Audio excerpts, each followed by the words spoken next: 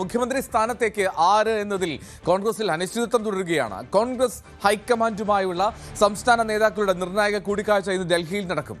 ഒരേ വിമാനത്തിലാണ് ഇന്നലെ വി ഡി സതീശനും രമേശ് ചെന്നിത്തലയും സണ്ണി ജോസഫും ഡൽഹിയിലെത്തിയത്.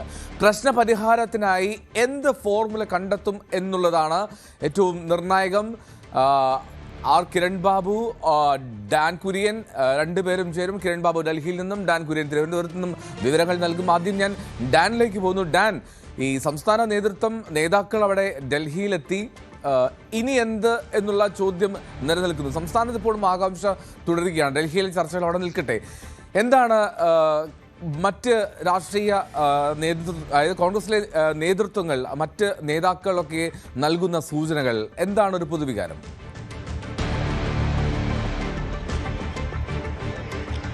ഇന്നലെ ഉണ്ടായ പ്രതിഷേധം, പ്രത്യേകിച്ച് തിരുവനന്തപുരത്ത് ഉൾപ്പെടെ ഉണ്ടായ പ്രതിഷേധം പരിധി വിട്ടു എന്ന വിലയിരുത്തലിലാണ് നേതാക്കൾ. കാരണം ഇങ്ങനെയൊരു നിർണായകമായ ചർച്ച നടക്കാനിരിക്കെ വൈകാരികമായ തരത്തിലേക്ക് പ്രതിഷേധം പോകാൻ പാടില്ലായിരുന്നു. അവിടെ AICC സംഘടനാകാര്യ ജനറൽ സെക്രട്ടറിയുടെ ഫ്ലെക്സ് വലിച്ചു കീറുകയും കരിയോയിലൊഴിക്കുകയും ചെയ്ത സംഭവമൊന്നും അംഗീകരിക്കാനാവില്ല എന്ന നിലപാടിലാണ് മറ്റ് നേതാക്കൾ. അതുകൊണ്ട് തന്നെ പരസ്യമായി തന്നെ ആ നടപടികളിൽ പ്രതിഷേധം അറിയിച്ചുകൊണ്ട് കോൺഗ്രസിലെ യുവ നേതാക്കളടക്കം രംഗത്തെത്തുന്ന ഒരു സാഹചര്യമാണ്. സമൂഹ മാധ്യമങ്ങളിലൂടെ അടക്കം അവരവരുടെ നിലപാടുകൾ വ്യക്തമാക്കിയിട്ടുണ്ട്. എടുത്തു പറയേണ്ട കാര്യം, ഇങ്ങനെ അതായത് MLA-മാരുടെ പിന്തുണ ഒരു വ്യക്തിക്കാണെന്നിരിക്കെ മറുവശത്ത് ഒരു വലിയ തരത്തിൽ പ്രതിഷേധം ഇരമ്പുന്നതിന്റെ കാര്യം മാത്രം കണക്കിലെടുത്തുകൊണ്ട് മുഖ്യമന്ത്രിയെ തീരുമാനിക്കുന്ന സാഹചര്യമുണ്ടായാൽ നാളെ പാർട്ടിയുടെ നടപടിക്രമങ്ങളുമായി മുമ്പോട്ട് പോയി ഏതൊക്കെ സംസ്ഥാനങ്ങളിൽ ഇത്തരം പ്രശ്നങ്ങളുണ്ടായാലും അവിടെയെല്ലാം ഇതേ ഫോർമുല ഒരു പ്രശ്നപരിഹാരത്തിനായി ഉപയോഗിക്കേണ്ടി വരുന്ന സ്ഥിതിയിലേക്ക്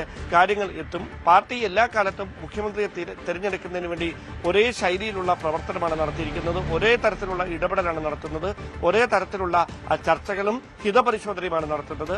ആ ഹിതപരിശോധനയുടെ അടിസ്ഥാനമാകും ഇതിൽ ഏറ്റവും നിർണായകമാകുന്നത് എന്ന് തന്നെയാണ് നേതാക്കൾ നൽകുന്ന സൂചന. അതുകൊണ്ട് തന്നെ KC വേണുഗോപാൽ ഇനി സ്വയം പിൻവാങ്ങുകയല്ലാതെ അദ്ദേഹത്തിന്റെ കേരളത്തിലേക്ക് വരുന്നതിന് മറ്റ് തടസ്സങ്ങളില്ല എന്നാണ് അദ്ദേഹത്തെ അനുകൂലിക്കുന്നവരുടെ വാദം.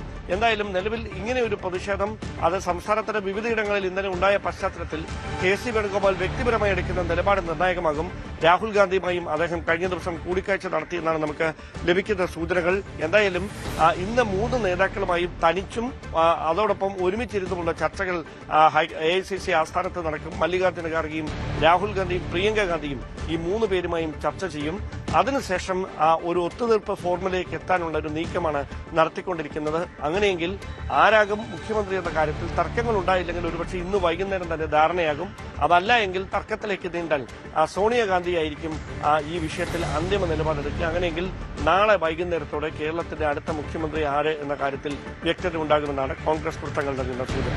ഡാനി, ഇത്തരം ചർച്ചകൾ അവിടെ ഡൽഹിയിൽ നടക്കാൻ പോകുമ്പോഴും ഈ പ്രവർത്തകരുടെ ഒരു പൊതുവികാരം ഇപ്പോഴും ഈ വി ഡി സതീശന് അനുകൂലമാണ് എന്ന് കരുതണോ? കാരണം ഒരുപാട് പ്രതിഷേധങ്ങൾ, ഒരുപാട് പേർ തെരുവിലേക്ക്, അത് പരസ്യമായിട്ടുള്ള നിർദ്ദേശമുണ്ട്, ഇത്തരത്തിൽ പ്രവർത്തകർ പുറത്തേക്ക് ഇറങ്ങുന്നത് അല്ലെങ്കിൽ പ്രതിഷേധം നടത്തുന്നത് പാടില്ല എന്നൊക്കെ. എങ്കിൽ പോലും ഈ വി ഡി സതീശന് അനുകൂലമായിട്ടുള്ള മുദ്രാവാക്യങ്ങളുമായി തെരുവിലേക്ക് അവർ ഇറങ്ങുന്ന ഒരു സാഹചര്യമുണ്ട്. ഇതിനിടയിൽ വളരെ അപൂർവമായി വി ഡി സതീശനെതിരെയും പോസ്റ്ററുകൾ പട നയിച്ചവൻ നയിക്കട്ടെ എന്നുള്ളതാണല്ലോ മുദ്രാവാക്യം. എന്താണ് സാധാരണ കോൺഗ്രസ് പ്രവർത്തകരുടെ ഒരു വികാരം?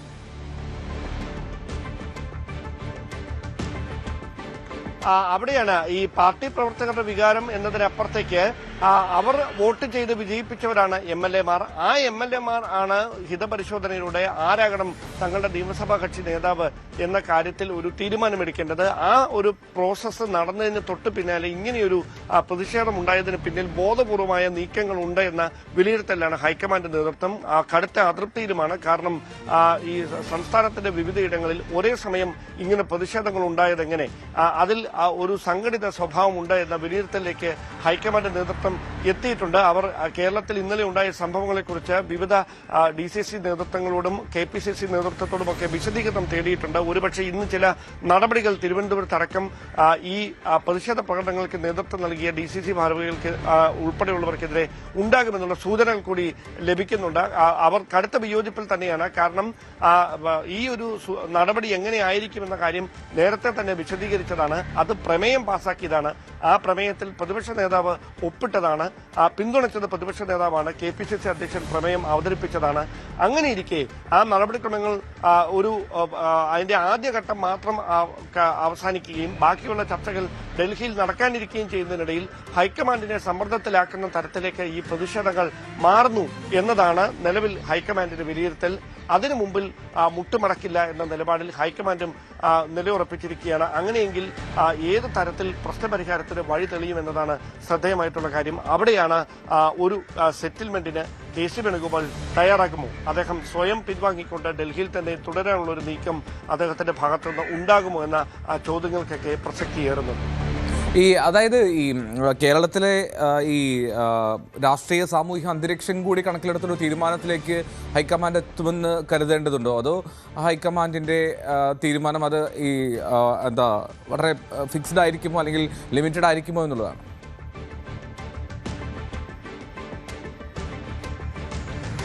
ഇനി അതിലൊരു മാറ്റം ഉണ്ടാകുക എന്ന് പറയുന്നത് അത് വളരെ ശ്രമകരമാണ്. കാരണം ഞാൻ നേരത്തെ സൂചിപ്പിച്ചു തന്നെയാണ്. കാരണം തെരഞ്ഞെടുപ്പുകൾ ഇന്നുകൊണ്ട് അവസാനിക്കുകയില്ല.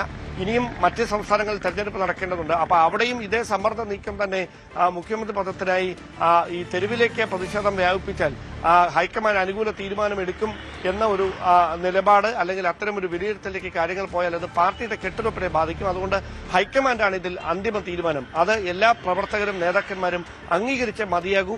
അതുകൊണ്ട് തന്നെ ഹൈക്കമാൻഡ് എടുക്കുന്ന തീരുമാനത്തോട് ഒപ്പം നിൽക്കാൻ മറ്റ് നേതാക്കന്മാരും നിർബന്ധിതരാകുന്ന സാഹചര്യമുണ്ടാകും. ആ പശ്ചാത്തലത്തിലാണ് അങ്ങനെ ഒരു നീക്കം ഹൈക്കമാൻഡ് നടത്തുന്നത്. അതുകൊണ്ട് തന്നെയാണ് ഈ പ്രതിഷേധങ്ങൾ തെരുവിൽ പടരാൻ പാടില്ല, സൈബർ ഇടങ്ങളിൽ വാക്പോര് നടത്തരുത്, അതിന് പാർട്ടിക്ക് പാർട്ടിയുടേതായ നിയതമായ സംവിധാനങ്ങളുണ്ട്. ആ സംവിധാനത്തിലൂടെയാകും മുഖ്യമന്ത്രിയെ തെരഞ്ഞെടുക്കുക എന്ന കാര്യം പ്രധാനപ്പെട്ട നേതാക്കളൊക്കെ കഴിഞ്ഞ ദിവസങ്ങളിൽ വ്യക്തമാക്കിക്കൊണ്ടിരുന്നത്. പക്ഷേ അതിനിടയിലാണ് അസാധാരണമായ സംഭവങ്ങൾ ഇന്നലെ സംസ്ഥാനത്തിന്റെ പല മേഖലകളിലും ഉണ്ടായത്. അതിൽ പാർട്ടിയിലെ ചില ഉത്തരവാദിത്തപ്പെട്ട സ്ഥാനത്തിരിക്കുന്നവർ അതിന്റെ നേതൃനിരയിൽ ഉണ്ടായിരുന്നു എന്ന ഒരു വിലയിരുത്തലിലേക്കാണ് ഇപ്പോൾ ഹൈക്കമാൻഡ് എത്തിയിരിക്കുന്നത്. അതാണ് പ്രധാനപ്പെട്ട കാര്യം. പക്ഷേ അപ്പോഴും ഈ MLA-മാരുടെ നമ്പർ അത് മുഖ്യമാണെന്ന് ഇന്നലെ സണ്ണി ജോസഫ് പറയുന്ന ഒരു സാഹചര്യമുണ്ട്. ഈ MLA-മാരുടെ നമ്പർ എന്നുള്ളത് മാത്രം കണക്കിലെടുത്താൽ ഈ പാർട്ടിയിലെ ഒരു കെട്ടുറപ്പിന്റെ സാഹചര്യം കൂടി പരിശോധിക്കേണ്ടി വരില്ലേ ഹൈക്കമാൻഡ്?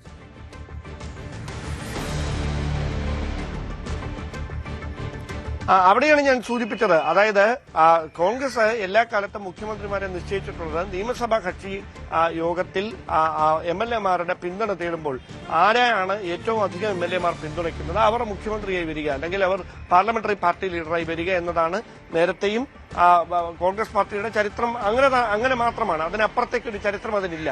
അതുകൊണ്ട് ഇവിടെയും അതിനപ്പുറത്തേക്കൊരു അത്ഭുതം സംഭവിക്കാനുള്ള സാധ്യതകളിൽ ഇവിടെ ഒരു ട്വിസ്റ്റ് ഉണ്ടായത് VD സതീശൻ പക്ഷവും ചെന്നിത്തല പക്ഷവും വിചാരിച്ചത് ഇതിൽ അതായത് ഈ ബഹുഭൂരിപക്ഷം MLA-മാരിൽ ഒരു പകുതിയിലധികം ആളുകളുടെ പിന്തുണ ഏത് വിധേനയും ഉറപ്പാക്കാൻ കഴിയുമെന്ന് തന്നെയായിരുന്നു പ്രതീക്ഷ. പക്ഷേ ആ നീക്കങ്ങൾ നടന്നില്ല. അത് എവിടെയോ പാളി. അതാണ് ഈ പ്രതിഷേധം ഇങ്ങനെ തെരുവിലേക്ക് പടരുന്നതിന്റെ ഒരു പ്രധാനപ്പെട്ട കാരണം. അതാണ് അതായത് ഈ ഇന്നലെ പുറത്തു വന്ന ദൃശ്യങ്ങൾ അത് നേതൃത്വം നിഷേധിക്കുന്നുണ്ടെങ്കിലും ആ ദൃശ്യങ്ങൾ കൃത്യമായി ആധികാരികത ഉറപ്പാക്കിയതാണ്. ആ ചിത്രത്തിന്റെ അതുമായി ബന്ധപ്പെട്ട് ഫാബ്രിക്കേറ്റഡ് ആണ് എന്ന തരത്തിലുള്ള പ്രചാരണങ്ങൾ നേതാക്കളുടെ ഭാഗത്തു നിന്ന് തന്നെ ഉണ്ടായിരുന്നു. പക്ഷെ അത് അങ്ങനെയല്ല. അത് കൃത്യമായി മുകുൾ വാസ്നിക്ക് അഭിപ്രായം രേഖപ്പെടുത്തിയ ശേഷം കൈവശം കരുതിയ രേഖകൾ തന്നെയാണ്, ഡോക്യുമെന്റ് തന്നെയാണ് എന്ന് വ്യക്തമാക്കുന്ന വിവരങ്ങളാണ് പുറത്തു വരുന്നത്.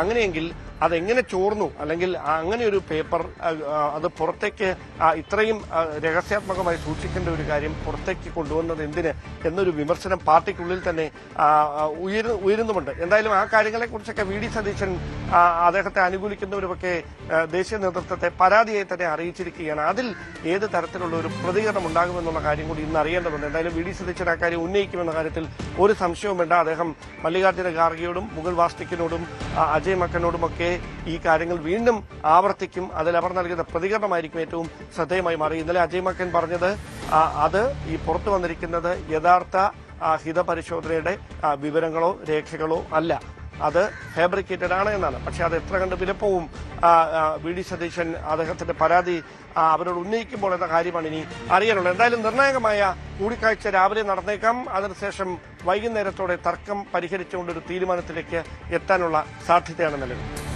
റൈറ്റ്, ഡാൻ കുര്യനാണ് വിവരങ്ങൾ നൽകിക്കൊണ്ടിരുന്നത് തിരുവനന്തപുരത്ത് നിന്ന്.